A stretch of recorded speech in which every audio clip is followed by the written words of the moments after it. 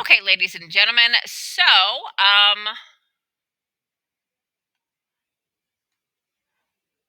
we continue working on our movement of objects on the screen as we continue to build towards our final project, which of course will be a computer game. All right, so Unit 3, Lesson 21 is all about complex sprite movement. It says velocity and the counter pattern. Using the counter pattern with a sprite X and a sprite Y property, make a sprite movement move across the screen. This program is using the counter pattern with the velocity property instead. What do you think will happen when the code runs? Why? Once you are ready, you can run the code to find out. So again, we have this counter pattern, but instead of using the X location, we are using the velocity X for our sprite, which is going to be running across the screen. So for bubble one, we're just making a prediction. So either we think we know what's going to move. That means that it's really going to only do three things. It is either going to be speeding up, moving at a constant speed, or slowing down. Because those are really the only things, I guess, technically in standing still. Those are the only four things that objects can do. They can either stand still, speed up, slow down, or move at a constant speed. So given this code, sprite velocity x equals sprite velocity x plus 0.01, what do we think it is going to do? Just go ahead and unmute, or you may put it into the chat, ladies and gentlemen. What do we think this object is going to be doing? Thank you from the chat. So you think it's going to be slowing down? Okay. Oh, somebody else in the chat? They think it's just going to move constant. So again, four choices. It will either not move, it will speed up, it will slow down, or it will be moving at a constant speed. So make your prediction. It doesn't matter what it is because it's just a prediction. You can't really be wrong other than to not do it. And we're going to go ahead and hit run. And if we reset and run that again, we can see that it is starting off really slowly and then it eventually does speed up. So this, using velocity inside of a counter pattern, is obviously going to be giving us an acceleration piece. Once you're all set with that, go ahead and hit finish and continue.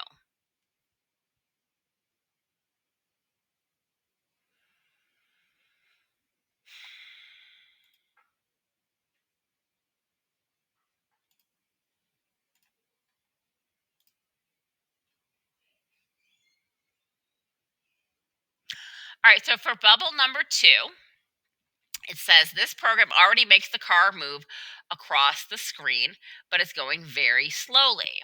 So we're going to go ahead and run, and there it is. The car is moving really slow. And it's because the car's velocity x is set to 0.2. By using the sprite velocity x property with the counter pattern, you can change the sprite's speed during the program. Do this. Use the counter pattern with the sprite's x velocity property to make the car speed up. All right, so counter pattern, remember that's math. So we are going to have to set this up like so. We are going to pull in our variable. We are going to grab some math to use the counter pattern.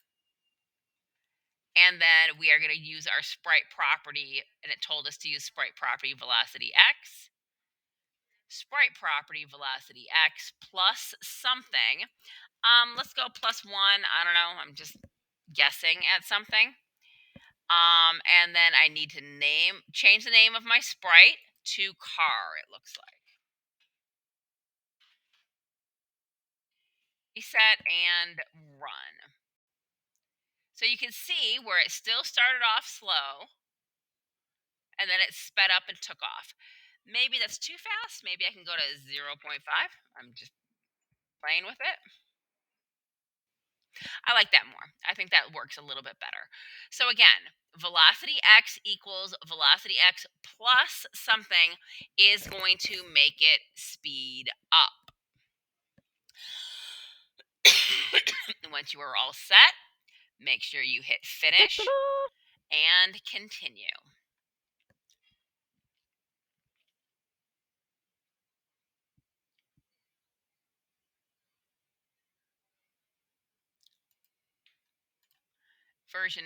Bubble number 3.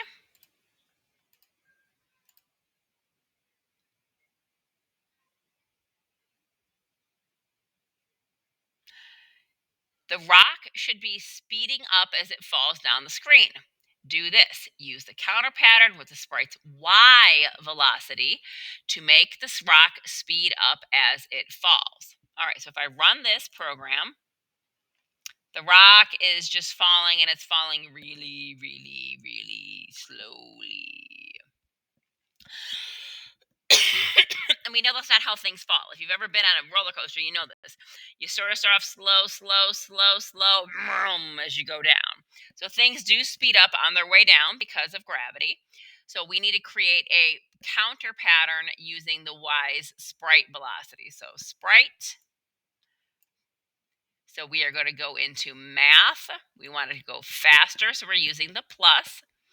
Go back to your sprite box, and we are using the same counter pattern that we used before, but instead of using x position, instead of using velocity x, we're using velocity y. So I'm going to pull that in the front and on the back side. It looks like my sprite is named rock. I need to change that. And I want to increase this by 0.05, I guess. I don't know. So again, the counter pattern is the velocity y equals velocity y plus something. If you do that, it will cause the objects to speed up. Now, when I run it, you can see instead of just moving super slow, it does start off slow, but it speeds up as it goes down. Issues or questions?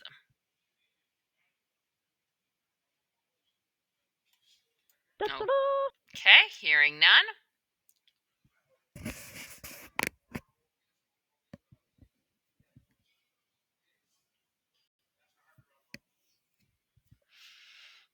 Let me reset this.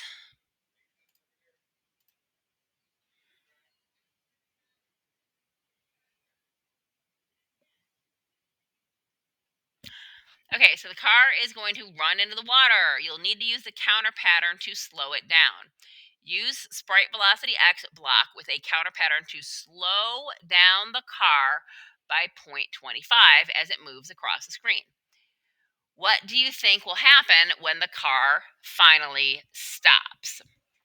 So let's run the program to see what happens. And it goes into the water, which we don't want to have happen. So we need to create a counter pattern to slow down the car, not speed it up, but to slow it down. So again, I am going to use my counter pattern to update my sprite.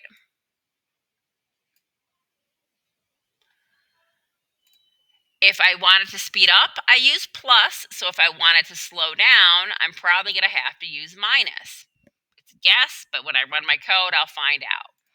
So it's moving across the screen. So I'm using my velocity x property. Oops, did not mean to do that.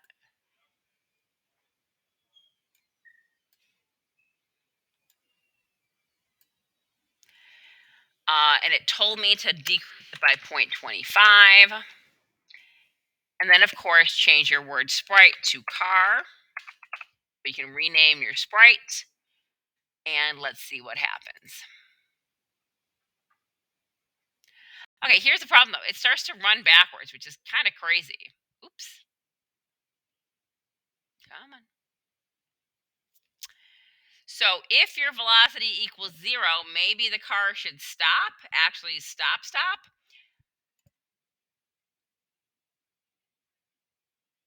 Because it's not like when you stop, you automatically go into reverse. If you wanted to make it stop, then you would do your conditional if sprite velocity x, oops,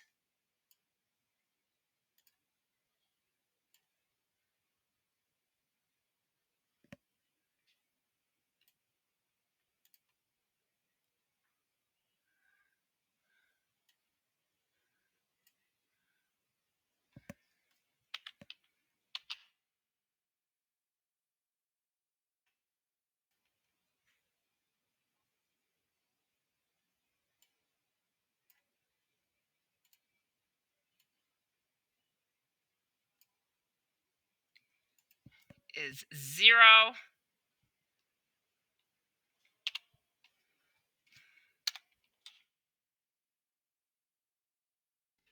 Then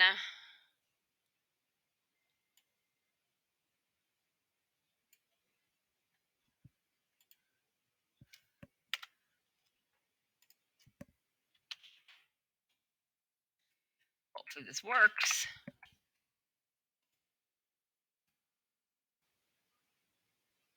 Huh.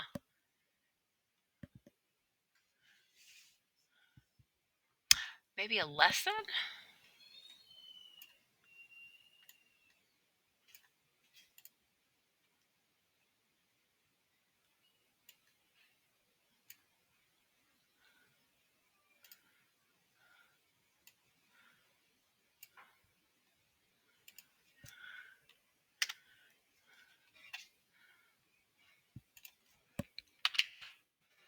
See if we can get it to actually stop.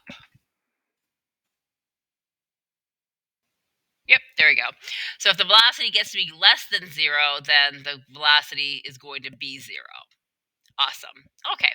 So anyways, this conditional part was not necessary. It's just I didn't like the fact that it was rolling backwards, so I added it. So again, this kind of goes back into all the things you can do with your code. If you don't like the way something looks, fix it. I did not like it going into reverse, so I made it actually stop when I want it to stop. Okay, so that's done. Issues or questions? No. Okay. So, ladies and gentlemen, you have bubbles 5 and 6 to complete on your own. Bubble number 5 is some practice. Again, A and B. And again, this is just going to be using that complex counter pattern with the velocity, which I just modeled. And bubble number 6, let's see what's going on here.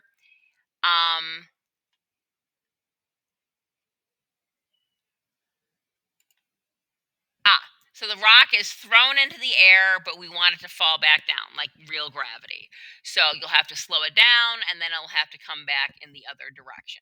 So, all right, ladies and gentlemen, this is your time to work. If you have any issues or questions, please ask.